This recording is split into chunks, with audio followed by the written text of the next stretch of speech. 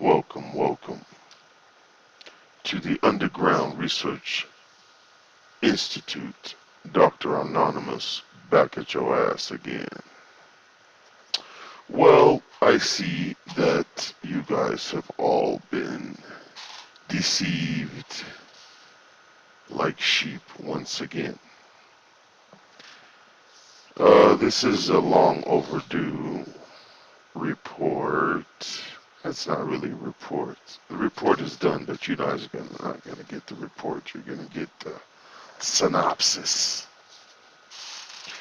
Uh, the title of this video is gonna be called "The Colin Deception."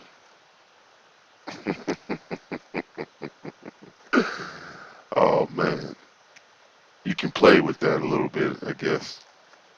Well, let's go back in time. You see how this deception starts. It starts with the question of why did Colin protest the national anthem? What was going on in his life at the time? You guys seem to have forgotten that. Well, he had been exposed to have had a relationship with a well-known tranny, very famous person on social media, has exposed several notable people. You should be able to see that on your screen about now.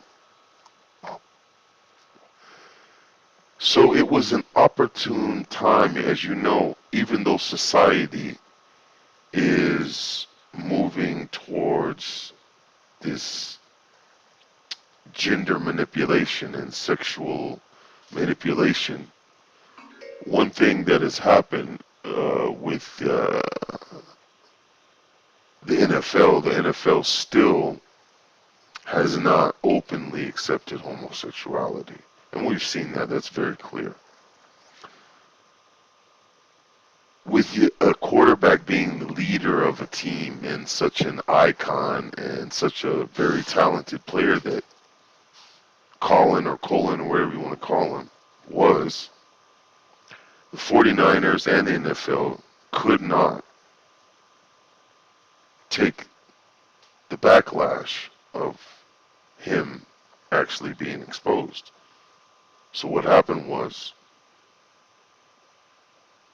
he protested. Now, you got to understand, this is not just the NFL and Colin, okay? It's not just, it's bigger than that, because you have to understand that the NFL and these teams there's bigger players involved. But I got to take you back to the time when this stuff was happening. Okay, so he made his first protest in August 26th of 2016. What was the climate at that time? We're building up to the presidential election, and already the investigation, this Trump versus Clinton investigation dealing with Russia involving themselves in the election. Plus, on the Clinton side, you had the Podesto, the Haitian relief scam, all these, child sex and the emails, the emails sent on the unsecured server, which resulted in Benghazi. The U.S. ambassador was assassinated. All these emails reveal all kind of stuff. You can go in so many different directions. You can go into the occult. You can go into the sex slavery. You can go into the satanic rituals. You can go into all kind of direction from these Clinton emails. That's not our problem, but that was the climate. In addition to that, you had I got my notes here, man, because this stuff is old. I had to go back. You had the shootings. You had a lot of different um, shootings that were taking place. You had the Black Lives Matter was in full swing in 2016 at this time. Now you know Black Lives Matter is funded by people who are associated on the Clinton side, namely George Soros. Um, so you got to understand that this is social engineering at its best. This whole protest thing. Think about it. When is a protest, but you're submissive physically in the protest? Now, in the 60s, in the Olympics, when the black athletes protested, they stood firm and rose a fist. Now compare that to 2016 and thereafter, where you have some of the strongest, fastest men on earth who are all taking a knee. At the same time they're taking a knee, they're still getting paid. So this is mindfuckery at its best. Okay? But let's go further into who this guy is. And now why he has the opportunity to capitalize. Well, Colin is an oath taker. Okay? Um,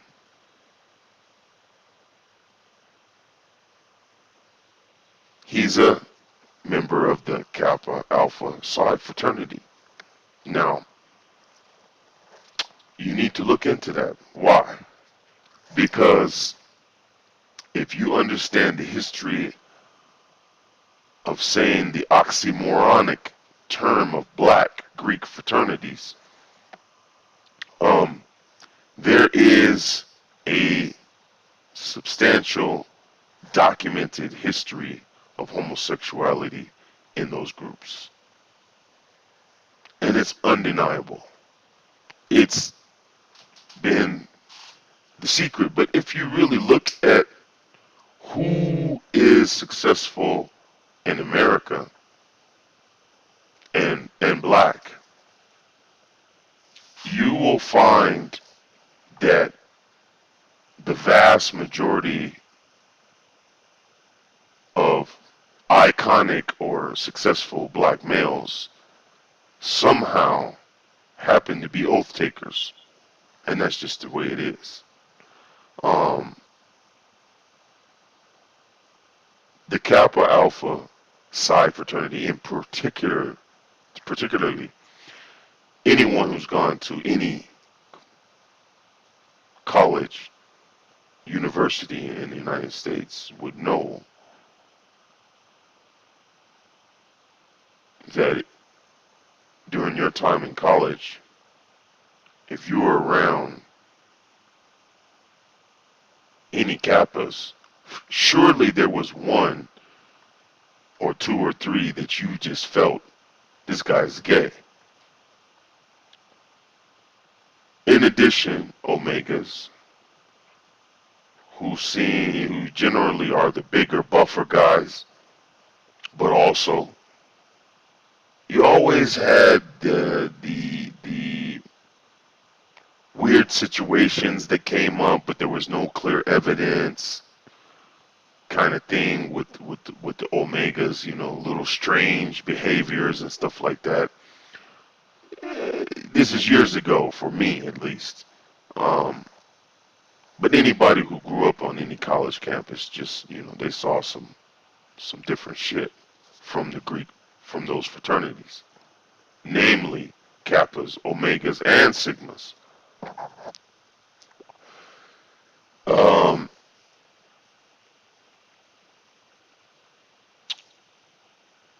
I think I pretty much cover what I want to cover in this short amount of time. I just wanted to let you know that this Nike ad goes along with the same issues. Why? What's heating up in the government right now? The same issue that was heating up in 2016. The whole Trump versus Clinton situation.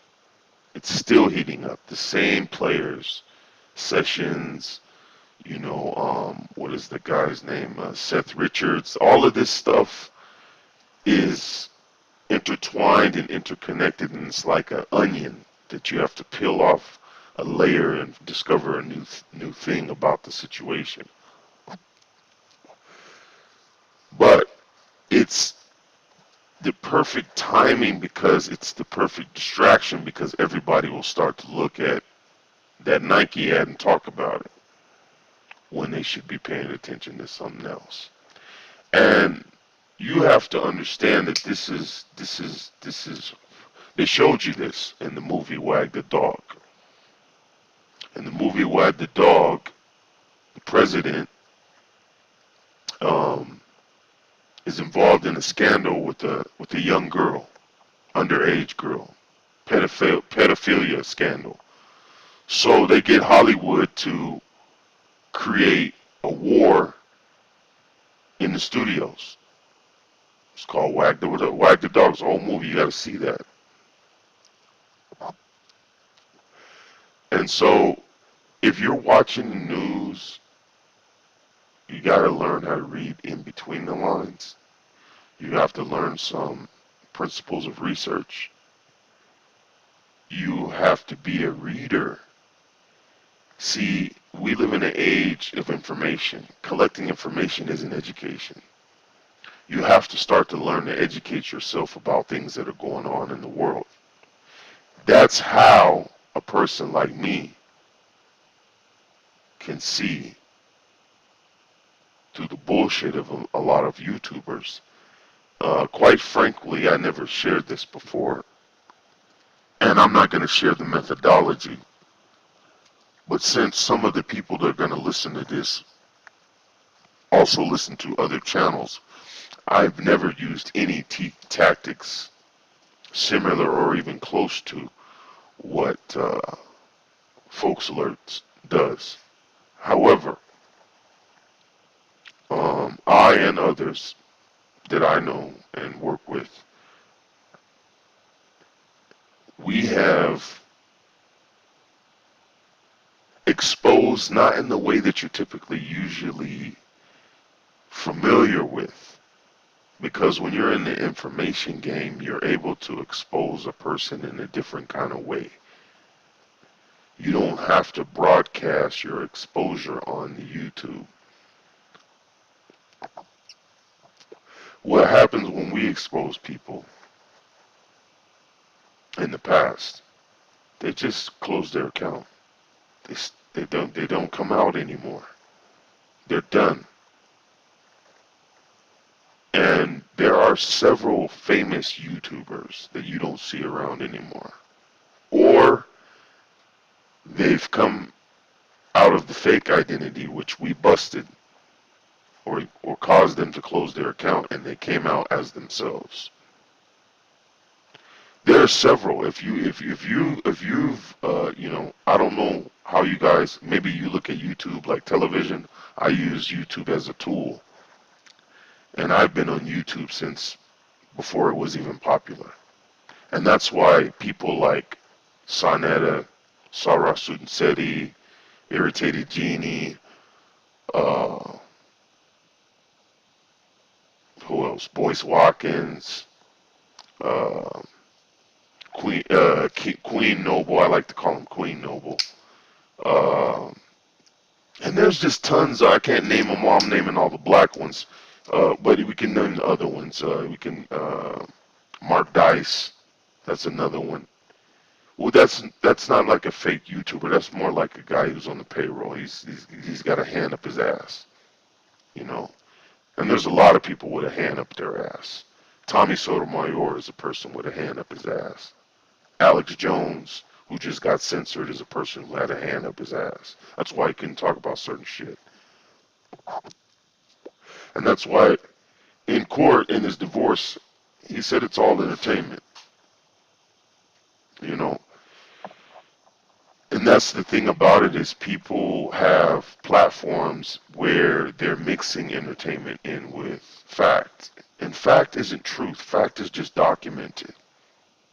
That's one thing you guys got to understand about research. Fact isn't truth. It's just documented. Truth stands alone. A fact has to be proven to be true or false. And that's research principles. If you go to university and you study research, you take some, classes about research, you're going to learn all this stuff. And I advise you, if you're not going to college, to go to the library. Use the library before they close them all. Okay?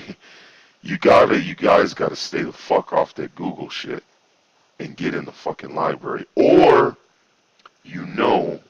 the online accesses to online libraries where you can access real academic materials that have been digitized. And there's a methodology to that, because you can actually order what you're looking at, or order a copy of it, so that you confirm that it's really what it is. Because online, you can put anything online, and you can make anything look official online. I know I've digressed from this colon issue, but in order for you to understand the things that are coming at you, you need to know these things. That's why I'm saying it to you. You gotta be, when you have these principles, people like Sonetta and all those YouTubers, you can read through the bullshit, even if they have some value, even if they say something correct. You can take that correct and throw the rest away. Kind of like, these self-made doctors, Minister Inky and Dr. Reggie and Dr. Ali Muhammad and these kind of guys. These type of individuals are easy to destroy.